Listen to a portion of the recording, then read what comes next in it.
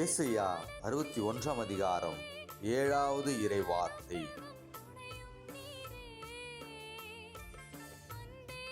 அவமானத்திற்கு பதிலாக நீங்கள் 2 பங்கு நன்மை அடைவீர்கள்.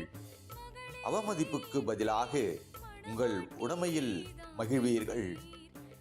ஆதலால் நாட்டில் உங்கள் செல்வம் 2 மடங்காகும்.